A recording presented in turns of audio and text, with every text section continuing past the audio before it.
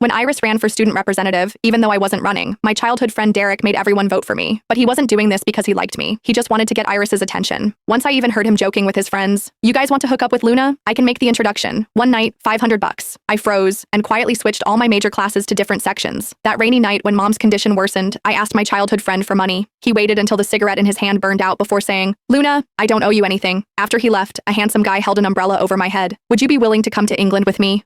I nodded. On the first day of school, Iris stood on stage running for student representative. The moment the votes were announced, her flushed face turned deathly pale. Out of 30 students in the class, I got 29 votes. Derek stared at Iris's devastated expression with great interest, then suddenly started clapping, saying dotingly, "Luna, surprised." Iris's expression grew even worse, tears welling in her eyes as she looked at me with jealousy. I sighed silently. Derek and I grew up together, but I was just the daughter of his family's housekeeper. The summer after middle school graduation, my dad was driving pregnant Mrs. Sterling and my mom when they got into an accident. Only my mom survived, and she became a vegetable. From that day on, I was thrown out of the Sterling house. My relationship with Derek changed dramatically too. Brake failure. He said he didn't blame my dad, but he never spoke to me again. Everyone at school said my father was a murderer, that he killed Derek's mom and his unborn baby brother. Derek was happy to watch me get blamed. After the exams, we coincidentally ended up at the same university, in the same class. He intimately took my bag, leaning close to my ear. "Haven't seen you in so long. I missed you." During self-introductions, he pointed his chin in my direction. "Luna." Everyone looked over. The sunlight happened to fall on my profile, and they all thought it was the most beautiful confession from a teen drama. But then he suddenly smirked. "Her dad's dead. Her mom's a vegetable." The whole room erupted. They uncomfortably looked away. The professor sternly told Derek to get off the stage. When it was my turn, I just introduced myself simply. Derek found it incredibly boring, until Iris appeared. She was beautiful, but poor, like a rose with thorns, declaring she hated rich people the most. When she spoke, her gaze fell on Derek without any attempt to hide it. Derek scoffed, twirling my hair around his fingers, saying, "Don't get too close to people whose brains haven't fully developed." I had a feeling he might be the one getting close to her. That was fine with me. Sure enough, he sabotaged Iris's campaign, then turned around and accompanied her to work part-time jobs, experiencing all of life's hardships. People who bullied her got beaten into the hospital by him. I continued as usual, studying, working part-time, doing homework for others, just when I thought our lives would become parallel lines. I walked into the classroom and heard a recording. "Luna, you need money badly, right? How much do you charge? Quick jobs $50? Slow ones $500. It was my voice. Someone screamed, others laughed. Derek stood right in the middle. He said it in a frivolous tone. "I told you she's cheap." The noise continued. Lewd stares fell on me. I was stunned for a moment. That recording had been edited. In high school, I did homework for others. The person in the recording was asking about homework prices. Even though I felt uncomfortable, I answered honestly. Now it was being played publicly. Iris threw herself into Derek's arms in disbelief. "Why did you play that recording?" Derek rubbed her head. "Who told her to steal your competition spot?" I silently sat down and opened my phone, found all the transaction records and posted them to the class group chat with full context. At the same time, I switched all my major courses to other sections. They could enjoy college life freely or find entertainment at others' expense, but I couldn't. I had to repay the Williams family $10,000 every month. I